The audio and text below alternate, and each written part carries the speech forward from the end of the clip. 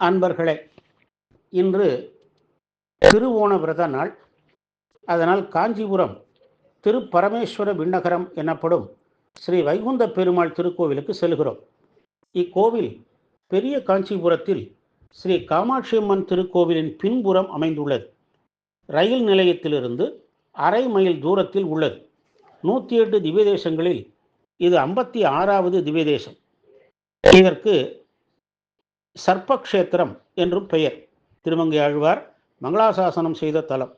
விதர்ப நாட்டு மன்னன் மகப்பேறு வேண்டி காஞ்சி கைலாசநாதரை வேண்டிட அவனுக்கு திருமாலின் துவாரபாலகர்கள் இருவரும் பல்லவன் வில்லவன் எனவும் பெயர் கொண்டு பிறந்தார்கள். அவர்கள் இக்கோவில் பெருமாளை வேண்டி அஸ்வமேத யாகம் செய்திட மகாவிஷ்ணு ஸ்ரீவைகுண்டனாக வீற்றிருந்து அந்த திருக்கோலத்தில் காட்சி கொடுத்து அருளினார். அதே நிலையில் இங்கு கோவில் கொண்டு விளங்குகிறார். பல்லவ மன்னன் முதலாம் பரமேஸ்வரவர்மன் காலத்திலே ஆலயம் விரிவுபடுத்த பெற்று இந்த ஆலயம் 3 அடுக்குகளாக கட்டப்பெற்றது. எனவே இந்த ஆலயம் பரமேஸ்வர விண்ணகரம் என பெற்றது.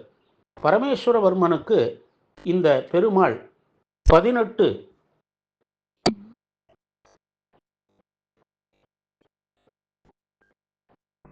போதித்தார்.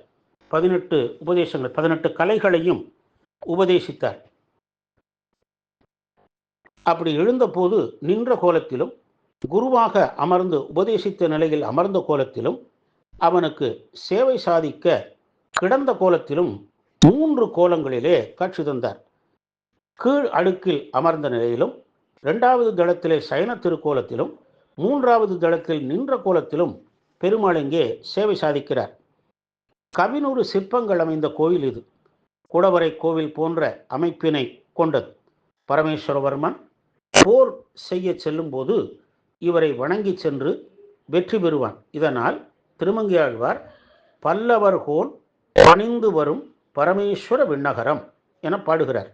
அழகிய திருச்சுற்றுடன் 2 அடுக்குகளாக தொடர் சிற்ப காட்சிகள் அமைக்கப்பட்டுள்ளன. திருச்சுற்றின் நடுவே ஸ்ரீ வைகுந்தநாத பெருமாள் சன்னதி கம்பீரமாக காட்சி தருகிறது. கருவறை புறச்சுவர்களில் திருமாலின் பல்வேறு கோலங்கள் புடைப்புச் சிற்றங்களாக உள்ளன. கருட சேவை, ஸ்ரீ பரமபதநாதன், விஸ்வக்சேனருக்கு திருமால் பூமாலை சூட்டுதல், நரசிம்மர் என கருவறை புறச்சுவர் முழுவதும் சிற்ப காட்சிகள் அற்புதமாக அமைந்துள்ளன. மூலவராகிய வைகுந்தநாதரை வணங்கிவிட்டு மேல் 2 அடுக்குகள் உள்ள கிடந்த நின்ற கோல பெருமாளையும் வணங்கிவிட்டு திருச்சுற்று மாளிகை பகுதியில் உள்ள சிற்ப காட்சிகள் கண்டு நாம் சுற்றி வருகிறோம். மிக தொன்மையான ஆலயம் இது. வைணவத்தின் பெருமைகளை பறைசாற்றும் கோவில் இது. தாயார் ஸ்ரீ வைகுந்தவல்லி தாயார். இங்கு உள்ள தீர்த்தம் 1000 தீர்த்தம். வைகானச முறைப்படி பூஜைகள் நடைபெறுகின்றன. இங்கு வழிபட்டால் சகல பாபங்களும் தோஷங்களும் நீங்கிவிடும். திருமணப் பேரும் மகப்பேரும் கிட்டிடும். நேர்த்திக் கடனாக சர்க்கரை பொங்கல், அவல், தயிர் சாதம் படைத்து நெய் தீபம் ஏற்றி வழிபடுகிறார்கள்.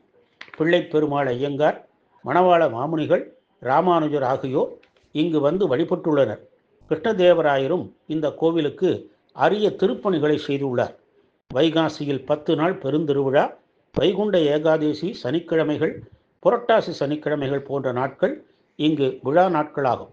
சகல பாபங்களையும் தோஷங்களையும் போக்கி உயர் நலம் அருளும் காஞ்சிபுரம் ஸ்ரீ பரமேஸ்வர விண்ணகர பெருமாளை போற்றி வணங்கி உயர்வோமாக. ஓம் நமோ நாராயணாய.